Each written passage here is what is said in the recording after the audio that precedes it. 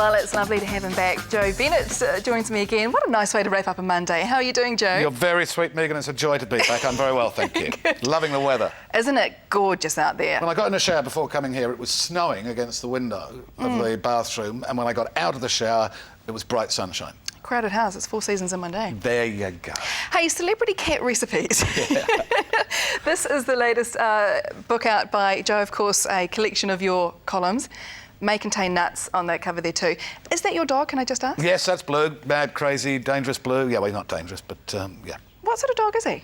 He's whatever walked down the road that morning and mated with something else, and it ended up in the pound, and I picked him up when he was 6 months old, looking plaintive, and he's a very calculating dog. He's a bit of Hunt Away and a bit of, maybe, I don't know, a bit of Staffy or something. They didn't know. They didn't know. So he's whatever. Hybrid vigour. Fantastic to have him on the front cover as well. It's funny, I pictured you, whenever you talk about your dogs, I'm picturing you with a retriever for some reason. Do not ask me why. No, I've never had a retriever. I've had sort of mainly sort of lab-based mongrels, all of them mongrels. Apart from I had one big black lab who someone gave to me, who died young, unfortunately. And yeah, they really all come from the pound or odd places. You just get them. They find you, don't they? Yeah. So, celebrity cat recipes. Yeah. How the heck did that title come about? It's very hard finding a title.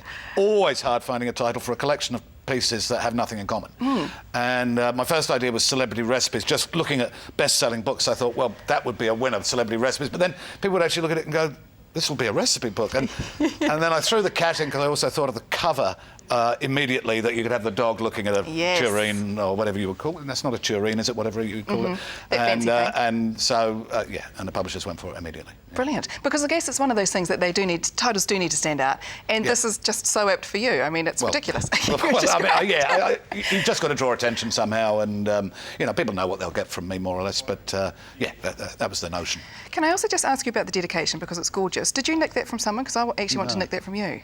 You're welcome to nick it. Feel free. To Mike Friend, without whom life would be simpler, safer, and worse. It's beautiful. Yeah, now Mike is the. I mean, I think I've talked here about the shows at the Loons that we do at the Loons. He's the old mate of mine who's the creative director at the Loons. He creates those shows, and I've known Mike for 30-odd years, and he's got, you know, endlessly getting into trouble and so on, and getting me into trouble and by association and all the rest of it. But he's one of those guys for whom the graph goes very steeply up or very steeply down. Whereas for a sort of moderate conservative guy like myself, it tends to putter along, you know, within median range. And Mike is just an up there and down there character.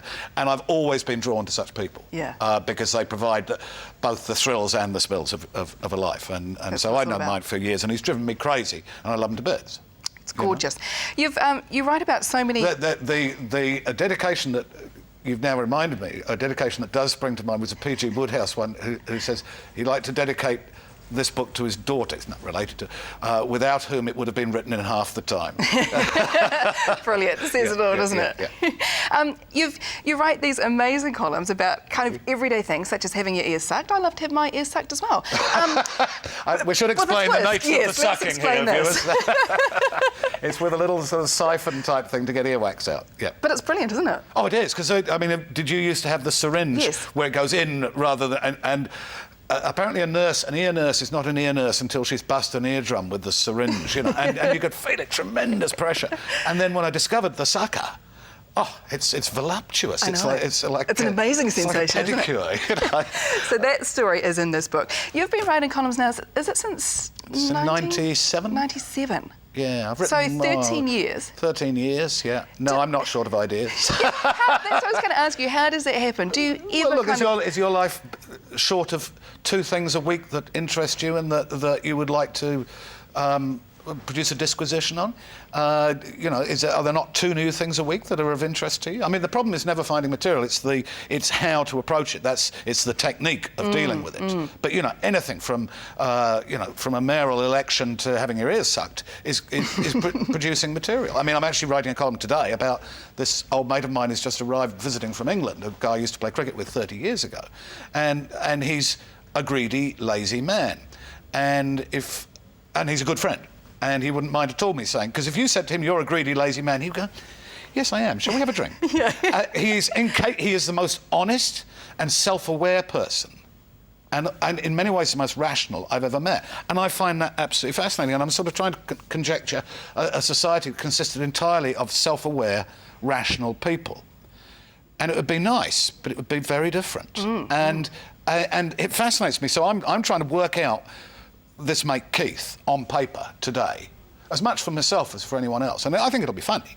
But I think it'll also be revealing about the nature of human nature, and that's what I'm engaged in. You know, that's what I was doing before I came in here today, and that's what I'll be doing for the rest of the day when I'm not walking the crazy dog. The crazy dog.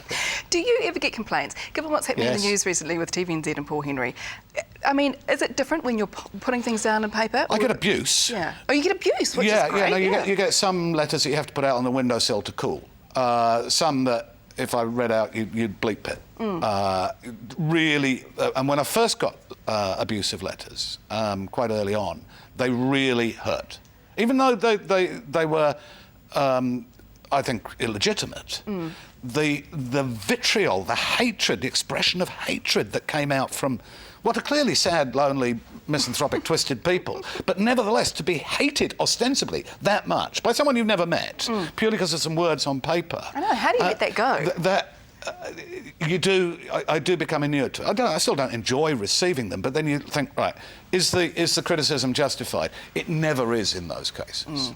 It's the people who are actually very polite to you, but who then point out flaws in what you've said. They are the good critics, and they are very worth listening to, you know? But no, the sheer abuse, yes, I do get sheer abuse. I mean, I get far more kind letters than I get cruel ones. That's good to know. Very good to know. Joe Bennett, thank you very much. We have got to go, but it's been a real pleasure chatting with you again. Thank you, this is Joe Bennett's latest book out, Celebrity Cat Recipes. No cat recipes, no cats were harmed in the making of this book, but it is a gorgeous book, and of course, if you enjoy Joe's columns, then this is the book for you. I just love the ear sucking, I really do. Thank you very much, Joe. Lovely to see you again.